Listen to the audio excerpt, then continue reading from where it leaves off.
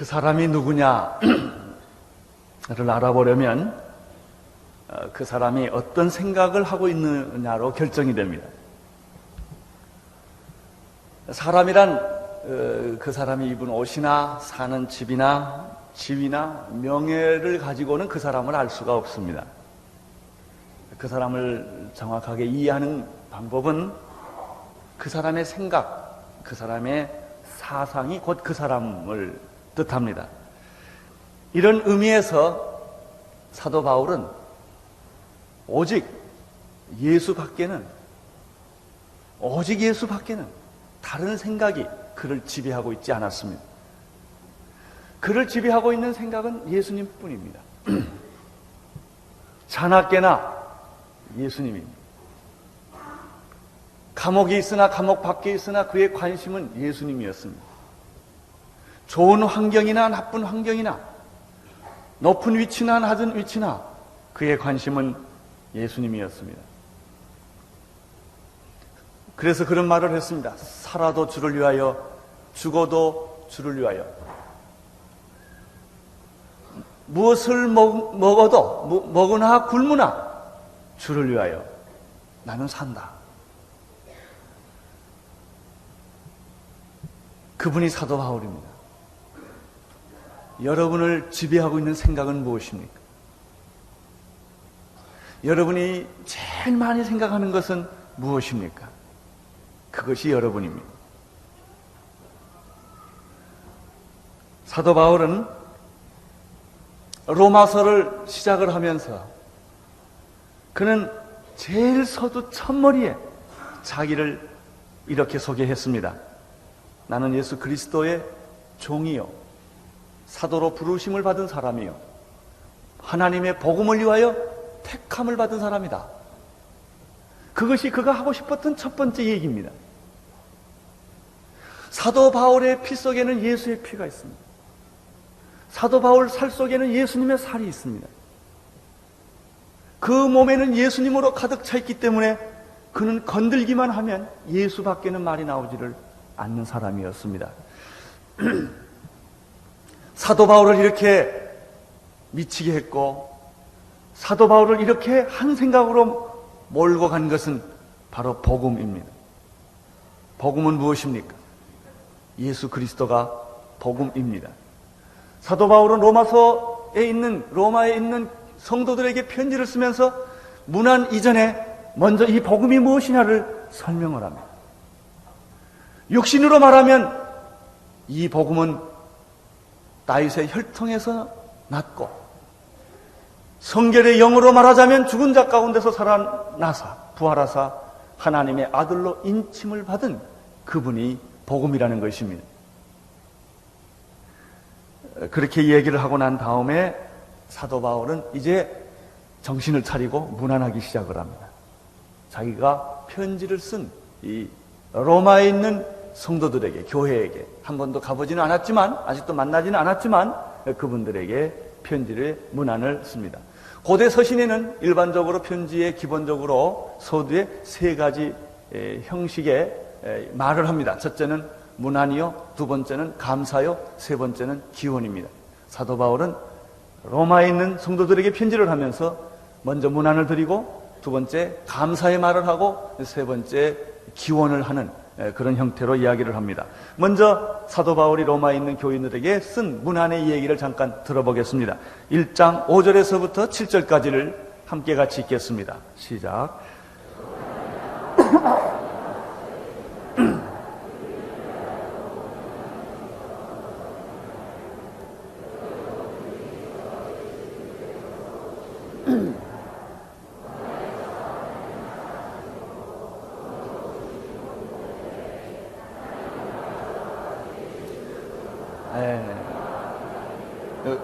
그로 말미암아 우리가 은혜와 사도의 직분을 받아 그 이름을 위하여 모든 이방인 중에서 믿어 순종케 하나니 너희도 그들 중에 있어 예수 그리스도의 것으로 부르심을 입은 자니라. 로마에 있는 하나님의 사랑하심을 입고 성도로 부르심을 입은 모든 자에게 하나님 우리 아버지와 주 예수 그리스도를 쫓아 은혜와 평강이 있기를 원하노라. 이렇게 문안이 시작됩니다.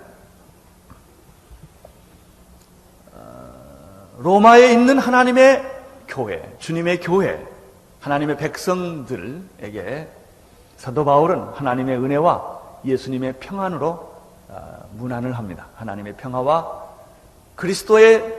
하나님의 은혜와 그리스도의 평화가 그대들에게 함께 있기를 바란다는 것입니다. 7절에 보면 로마에 있는 성도들을 향하여 두 가지로 설명을 합니다. 첫째는 로마에 있는 성도들은 하나님의 사랑하심을 입은 사람들이다, 이렇게 설명을 했습니다. 하나님의 사랑을 받은 사람들이다. 이게 성도입니다. 또 로마에 있는 교인들을 향하여 이렇게 설명을 했습니다. 성도로 부르심을 받은 사람들이다. 그래서 우리는 이렇게 우리 자신을 정리할 수가 있습니다. 우리들은 하나님의 사랑을 입은 사람들이고 성도라 부르심을 받은 사람들이다. 이것이 교회입니다. 6절에 보면은 또 재미있는 표현을 하고 있습니다. 6절을 보면은 너희도 그들 중에 있어 예수 그리스도의 거룩으로 부르심을 입은 자다. 성도란, 하나님의 사랑을 입고 성도로 부르심을 입은 자들은 예수 그리스도의 소유다, 소유물이다, 예수 그리스도의 것이다, 그렇게 되어 있습니다. 이 표현이 참 좋은 것 같아요. 우리는 예수의 소유물입니다. 우리는 예수 그리스도의 것입니다. 모든 이방인들 중에서 예수를 믿어 순종하는 삶을 살게 되었습니다. 그들 중에 우리가 있습니다. 우리는 세상의 소유물이 아닙니다. 우리는 사탄의 것이 아니라 예수님의 것입니다. 예수님의 소유물이 된 것을 인하여 하나님께 감사를 드립니다.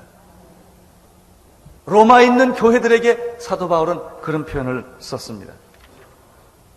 이 얼마나 놀라운 표현들입니까? 우리는 하나님의 사랑함을 입은 사람들이고 성도로 부름을 받은 사람들이고 우리는 그리스도의 것으로, 그리스도의 소유된 백성으로 살아가고 있습니다.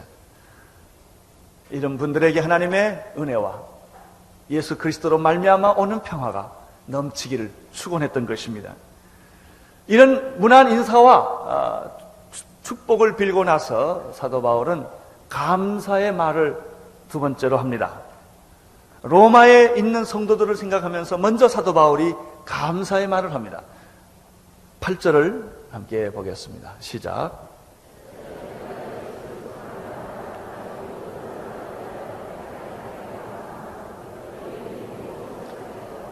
여기서 첫째는 이라는 말은 첫째, 둘째라는 말보다는 무엇보다도 이런 뜻으로 해석하는 게 좋습니다. 무엇보다도 내가 예수 그리스도로 말미암아 너희를 생각하면서, 로마의 교회를 생각하면서 하나님께 정말 감사를 드린다는 거예요. 다른 편지에도 그런 비슷한 말들이 있습니다만은 이 로마서에 이런 말로 기록되어 있습니다. 너희를 생각하면서 나는 정말 내 살아계신 하나님께 감사를 드린다. 그 이유는 무엇인가? 8절 그 마지막 부분에 보면은 내 하나님께 감사함은 너희의 믿음이 온 세상에 전파되었기 때문이다.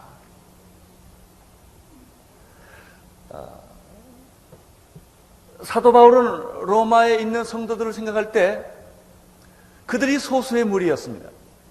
유명하지 않는 사람들, 사회적으로 영향력을 많이 있는 그런 신분에 있는 사람들이 아닙니다. 그런데 그 사람들이 대로마를, 세계의 중심이요, 세계의 수도요, 모든 길은 다 로마로 통한다고 하는 그 당시에 로마, 그 로마를 변화시켰다는 것입니다. 그 로마에게 어떤 영향력을 주었다는 것입니다. 그 로마에게 어떤 소문이 나게끔 했다는 것입니다. 그것을 생각하면 바울이 가슴이 벅차다는 거예요. 너무 감동스럽다는 것입니다. 내가 로마를 아직 가보진 않았지만은 그런 소문이 자기 귀에까지 들리게 된 것입니다. 이런 비슷한 표현을 데살로니가 전서 1장 8절 9절에서 데살로니가 교회를 향해서 바울이 또 말한 적이 있습니다. 주의 말씀이 너희에게로부터 마게도냐와 아가야에게만 들릴 뿐만 아니라 하나님을 향한 믿음의 소문이 각처에 퍼지므로 우리는 아무 말 할 것이 없노라. 여러분, 바울 일행이 데살로니가에는 3주 있었어요. 새 안식일을 있었습니다. 날짜로 따지면 20일 정도입니다. 20일 동안 그곳에서 머물면서 그들은 복음을 전했고, 그리고 핍박을 받아 쫓겨났습니다. 그 결과로 데살로니가에 교회가 세워졌습니다.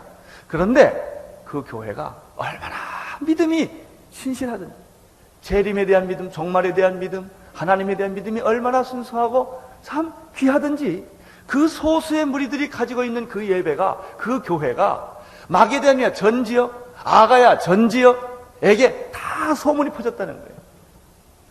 그리고 그 소문이 각처에 흩어져서 더 이상 할 말을 잃어버렸다, 이렇게 사도 바울이 설명을 하고 있습니다. 이런 똑같은 일들이 지금 로마에서도 일어나게 된 것입니다. 여러분, 소수의 그리스도인들이 대로마에게 영향력을 미쳤다는 것입니다. 이것이 복음이에요. 이것이 신앙이에요. 이것이 교회입니다. 그 영향력은 드디어 전 로마를 뒤집어 버린 것입니다. 로마가 국교로 할 만큼 로마에 영향력을 준 소수의 무리들이었습니다. 할렐루야. 나는 우리들이 세상을 변화시킬 수 있다고 나는 믿습니다. 로마가 변했다면 왜 서울이 안 변하겠습니까? 로마가 변했다면 소수의 그리스도인들이 정말 그들의 신앙을 고백하고 그들의 믿음이 소문이 나고 그들의 믿음이 역사하여 세상을 변화시켰다면 우리들의 믿음도, 오늘의 교회도 이 세상을 나는 변화시킬 줄로 믿습니다.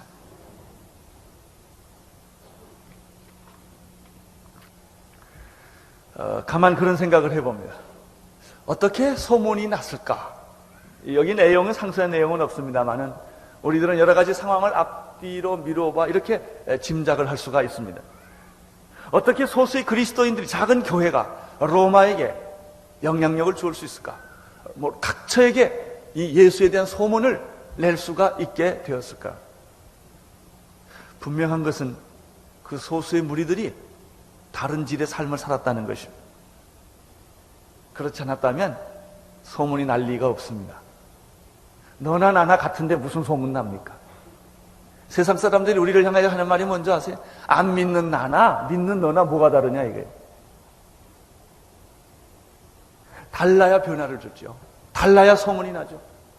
다 상식적이고 합리적이고 지성적이고 그렇게 살면 다 똑같은 거예요.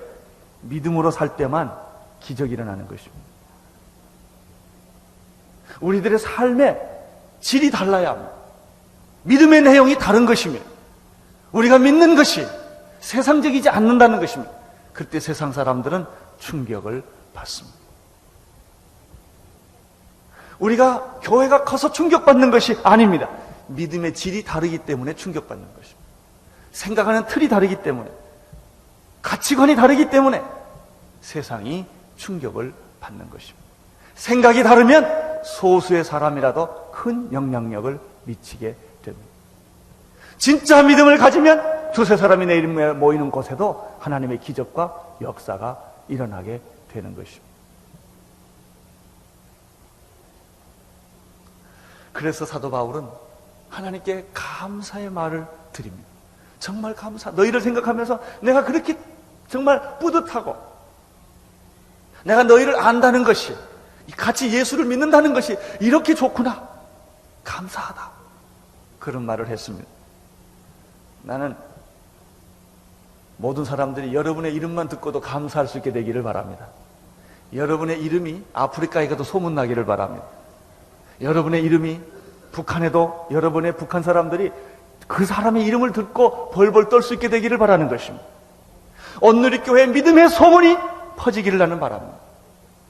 그때 세상을 우리는 변화시킬 수 있는 영적 능력과 영향력을 갖게 되는 것입니다.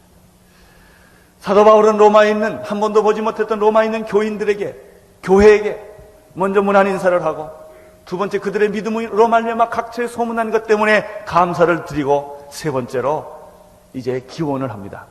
내가 로마에 있는 너희들에게 지금 편지를 쓰고 있는데 이러이러한 기도의 목적을 가지고 편지를 쓰고 있다. 같이 함께 이런 문제를 가지고 기도하자라고 얘기를 합니다. 9절에서부터 15절까지인데 두 가지로 크게 나타납니다. 9절에서부터 12절까지는 내가 신령한 어떤 은사를 너희에게 줌으로 서로 교제하고 서로 위로를 받고 아름다운 열매를 맺는 삶을 살기를 원한다 하는 것이 첫 번째 이야기입니다. 두 번째 이야기는 13절에서부터 15절의 말씀으로 내가 그렇게 복음을 로마에 전하고자 하는 것은, 그렇게 가고자 했던 것은 내가 복음에 빚진 마음 때문이다. 따라서 나는 너희들에게 가서 이 빚진 마음을 풀고자 한다 하는 것이 이 두 가지 내용입니다. 먼저 9절에서부터 10절까지를 잠깐 살펴보겠습니다. 시작, 함께 읽겠습니다.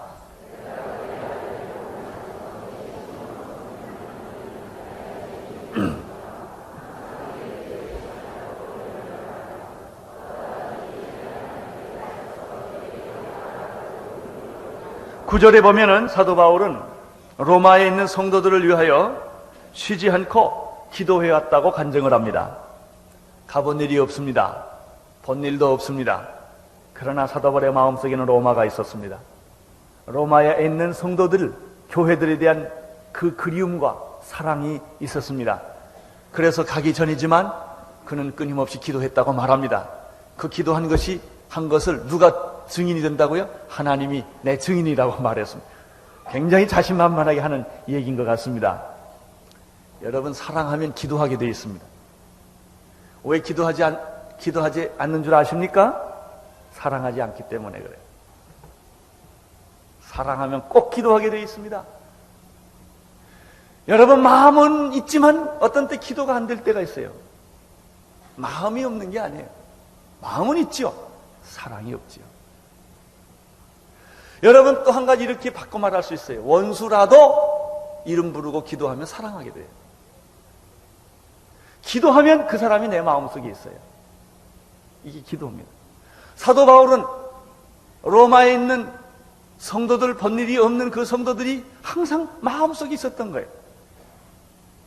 그는 로마에 가고 싶었어요. 그래서 그는 날마다 로마에 있는 성도들을 생각하면서 기도했다고 말했습니다. 이것은 내 심령으로 섬기는 하나님이 증거한다고 말했어요. 오늘 우리는 그런 기도가 우리 마음에 있게 되기를 바랍니다.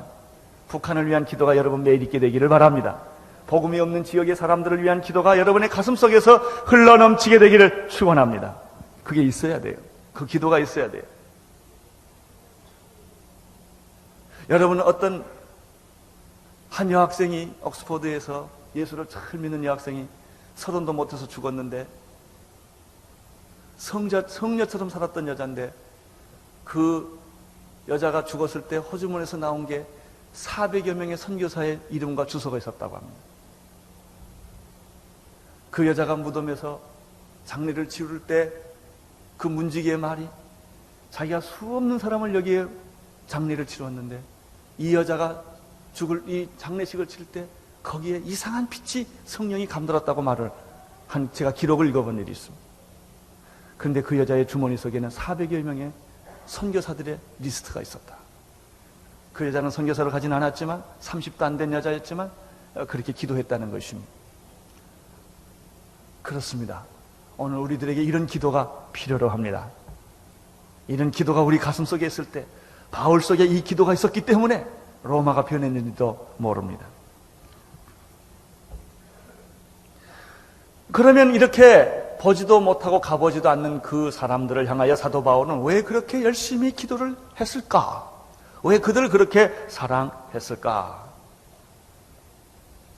하는 것입니다. 11절에 설명이 나타나기 시작을 합니다. 시작.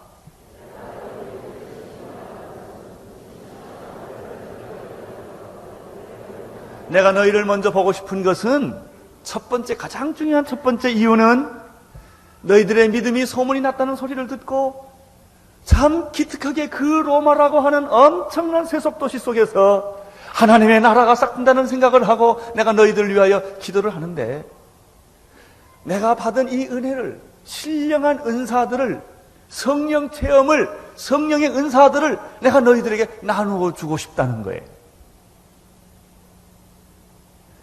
내가 너희를 보기를 심히 원하는 것은 무슨 신령한 은사를 너희에게 나누어 주고 싶기 때문이다. 그래요. 여러분, 은혜란 나누어 주고 싶은 게 은혜입니다. 은혜를 받으면 절대로 혼자 그것을 가지고 있지 못합니다. 만약에 은혜를 받았는데 나눠주지 않는 것이 있다면 가짜입니다. 진짜 은혜는 꼭 나누게 되어 있습니다. 나눠주고 싶은 거예요. 성령의 은사, 성령의 체험을 하면 나눠주고 싶은 거예요. 주고 싶은 거예요. 내가 받은 이 은혜를 너희들에게도 나눠주고 싶다. 그렇게 해서 믿음을 좀 견고하게 만들어주고 싶은 강한 영적 열망이 있었습니다. 우리는 여기서 또 한 가지 사실을 배우게 됩니다. 믿음을 견고케 하기 위해서는 영적인 은사들이 필요하다. 그런 거죠. 말씀을 배워서만 믿음이 생기는 게 아니라 말씀을 받았으면 성령의 이런 은사들, 성령의 체험들이 함께 합해질 때 우리의 믿음은 흔들리지 않고 체험적이 되는 것이고 견고하고 흔들리지 않게 되는 것이다. 따라서 여러분들 머리로만, 마음으로만, 성경으로만 믿음이 다 완성됐다고 생각하지 않기를 바랍니다. 여러분이 말씀으로 얻은 그 믿음은 성령 체험으로, 성령의 은사로, 성령의 열매들로 나타나야 되고 그것이 합해져야 합니다. 그때 우리의 믿음은 더 견고해지고 흔들리지 않게 되는 것입니다. 두 번째 이유는 12절에 있습니다. 내가 왜 로마를 가고 싶어 했고 너희를 보고 싶어 했는가? 12절 읽어주십시오.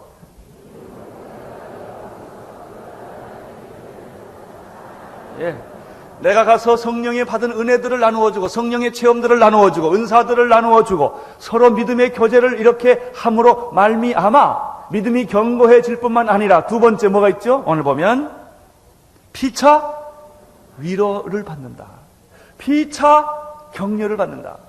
따라서 우리는 이 12절에서 이런 걸 배울 수 있어요. 우리가 믿음을 가지고 있지만 서로 확인하는 과정이 필요하다.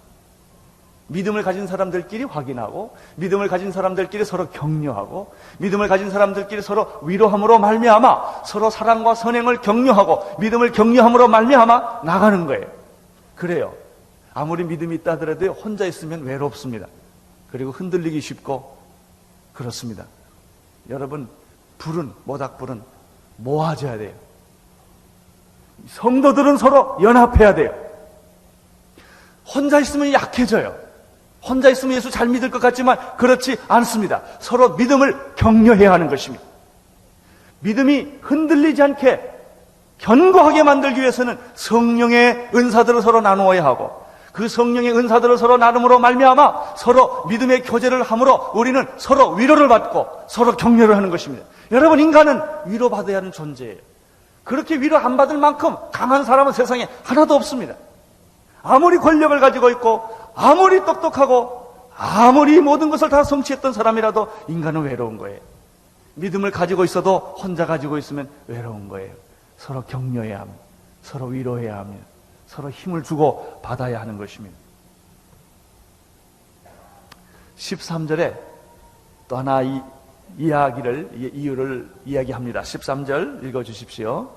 형제들아, 내가 여러 번 너희에게 가고자 한 것은 너희가 모르기를 원치 않노니 이는 너희 중에서도 다른 이방인 중에서와 같이 열매를 맺게 하려 함이로되 지금까지 길이 막혔도다. 이렇게 되어 있습니다.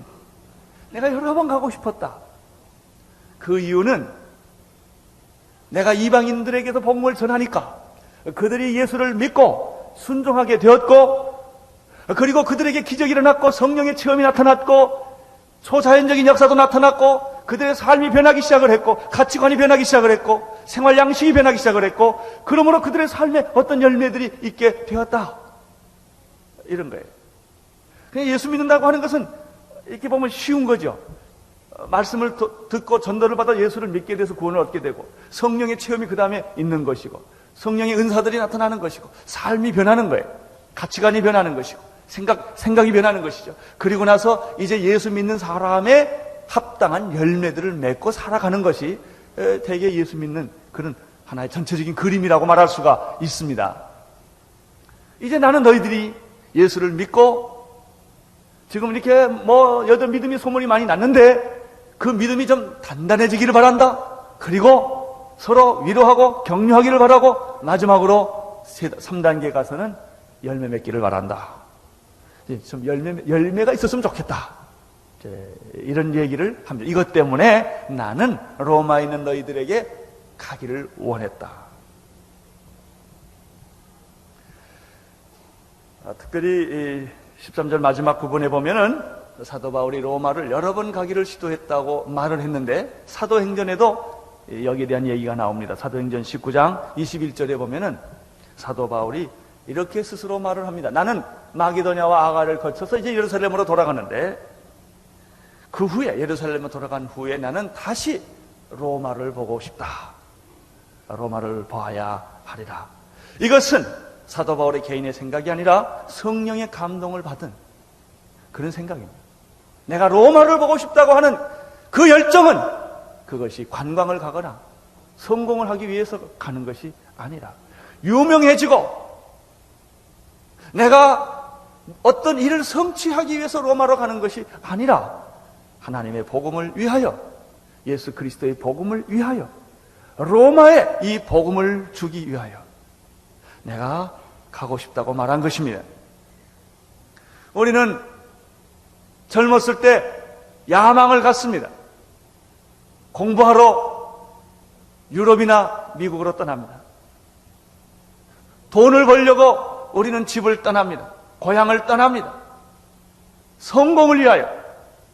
그러나 사도 바울은 학문도 아니고 장사도 아니라 복음을 위해서였습니다.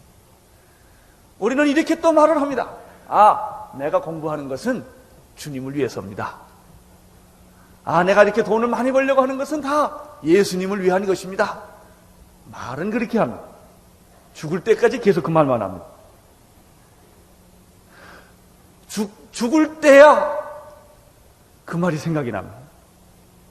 내 살아있는 평생은 결국 내 사소한 개인의 생활이나 가정에 얽매이는 것이나 이런 여러 가지 자기 개인의 문제로 다 얽히고 설켜서 아무것도 못하다가 나이나 늙고 죽게 되면 주를 위해서 뭘 좀 해보겠다고 생각을 하는 것입니다. 다릅니다. 사도 바울은 로마를 가고 싶은 복음에 대한 열정이 있었습니다. 저는 늘 가끔 이런 말을 하고 싶어요. 이제 그만큼 적당히 하고 오십시오. 세상에 적당히 있고 이제는 졸업할 때가 됐습니다. 주님을 위해 일하십시오. 그렇지 않으면 쉽게 늙어버리고 말 것입니다.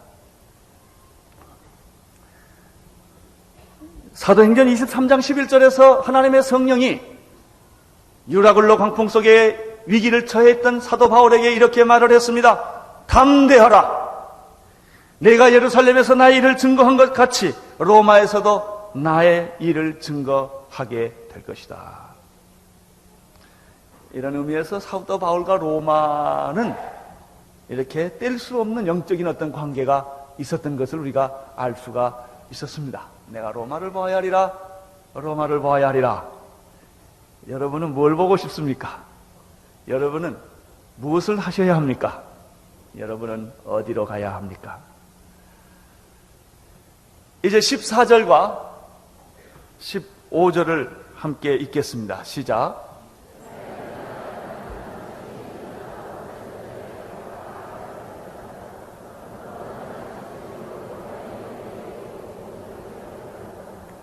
헬라인이나 야만인이나 지혜 있는 자나 어리석은 자나 자에게 내가 다 빚진 자라.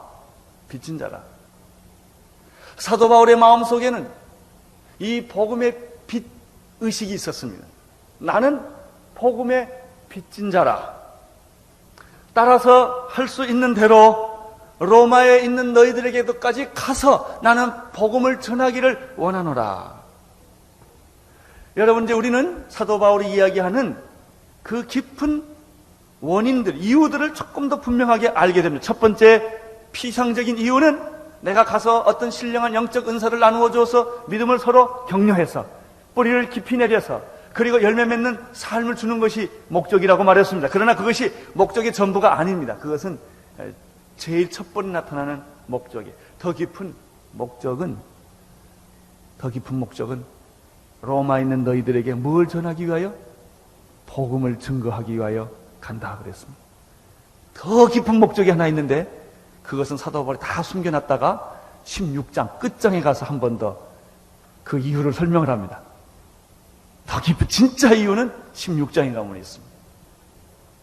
그러나 오늘은 두 가지만 얘기를 합니다.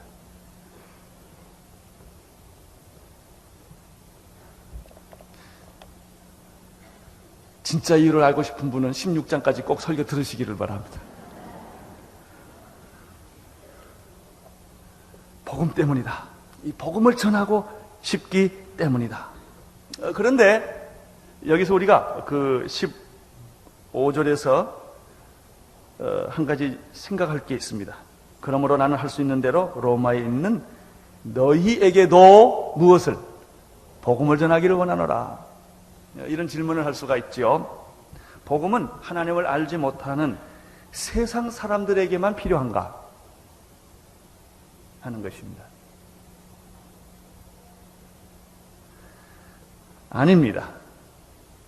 오늘 이 15절에 보면은 복음은 이미 하나님을 알고 믿고 있는 사람에게도 이 복음이 필요하다는 것입니다.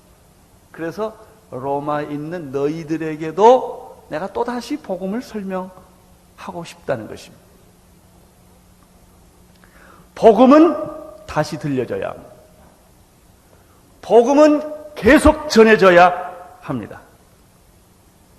교회에서 문제되는 사람은 초신자입니까? 아니면 예수 오래 믿는 사람들입니까? 초신자입니까? 교회에서 문제를 일으키는 분들은 초신자들입니까? 예수를 그래도 10년 이상 다니고 믿은 사람들입니까?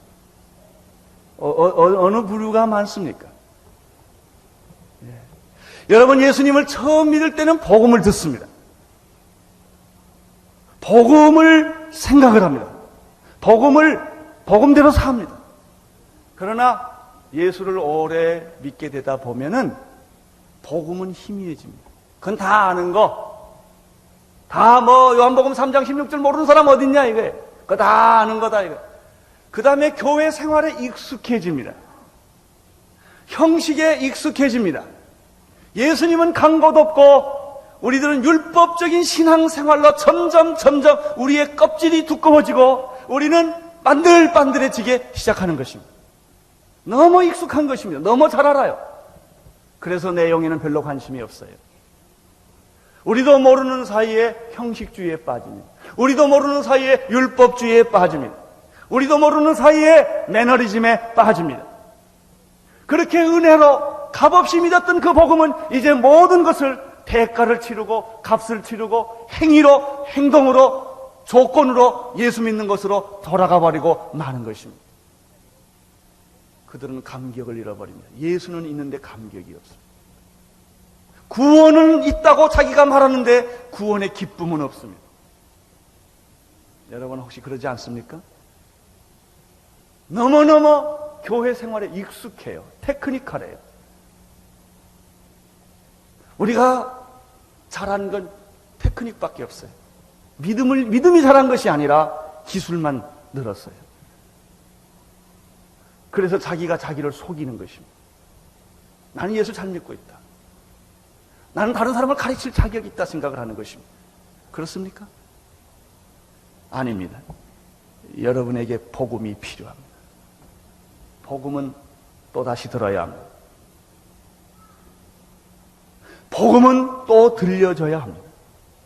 내가 정말 믿고 있는 이 예수, 구원받은 이 기쁨, 이 충만함, 이 능력이 지금 내게 있느냐 말이에요.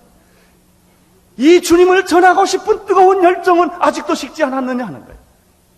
그 감격은 아직도 살아있느냐 하는 거예요.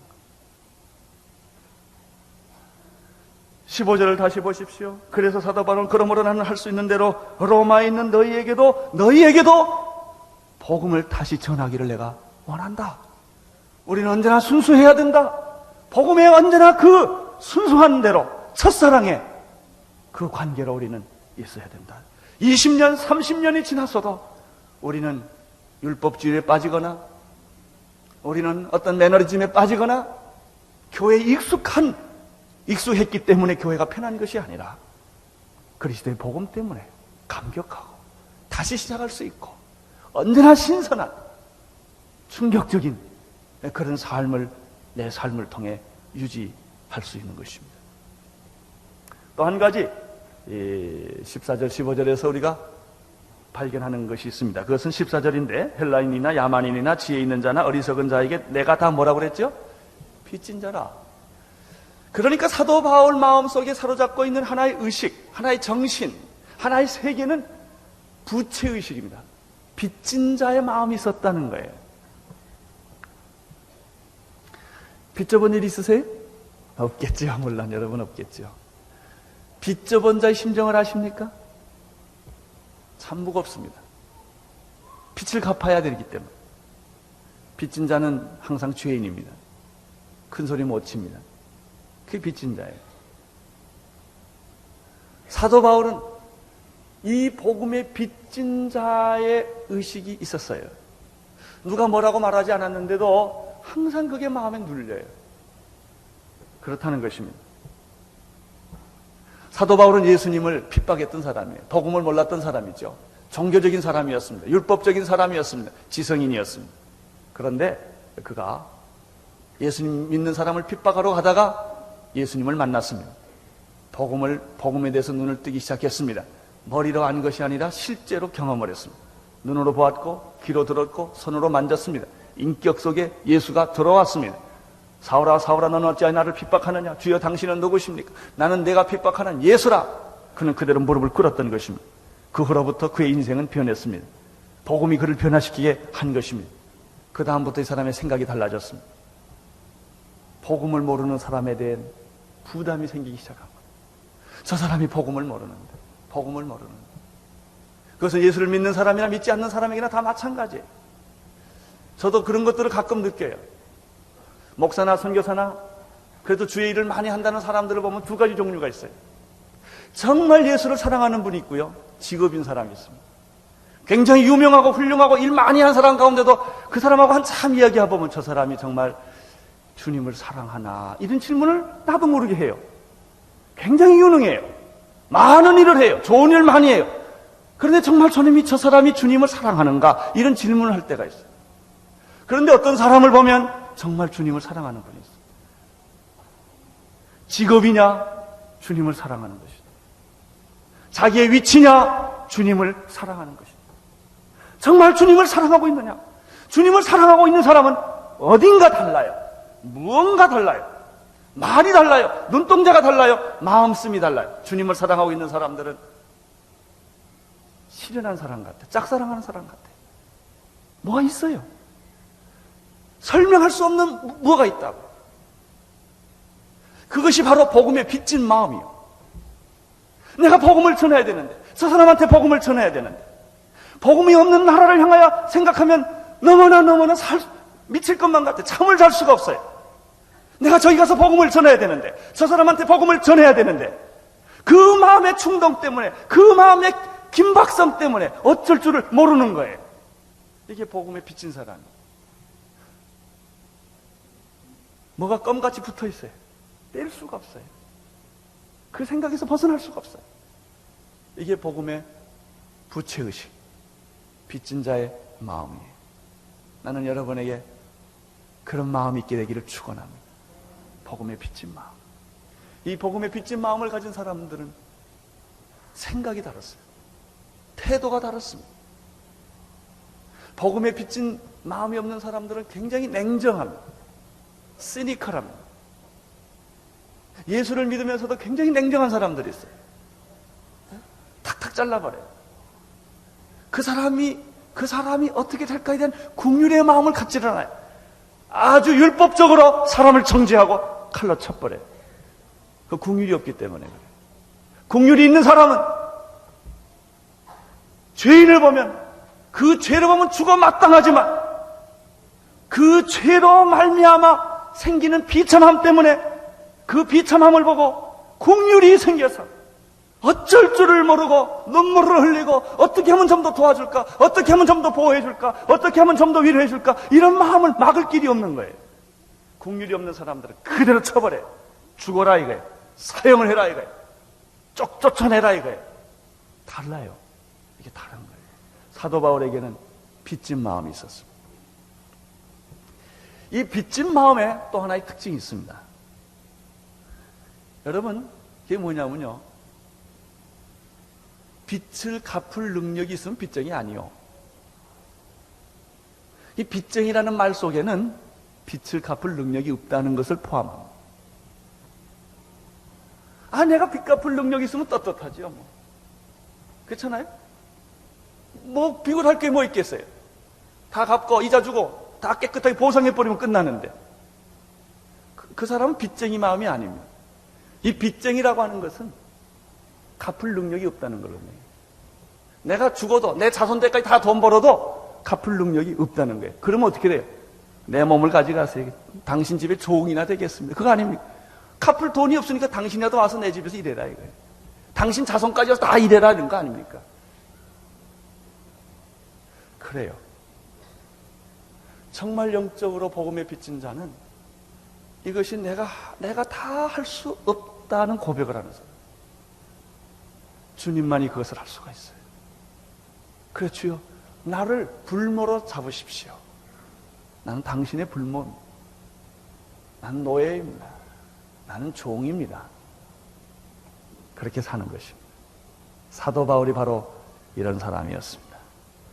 하나님의 축복이 여러분에게 함께 하시기를 바랍니다. 기도하겠습니다.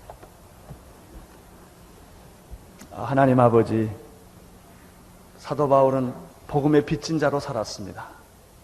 그 갚을 수 없는 빚 때문에 그는 몸으로 로마를 가야 했고 서바나로 가야 했습니다.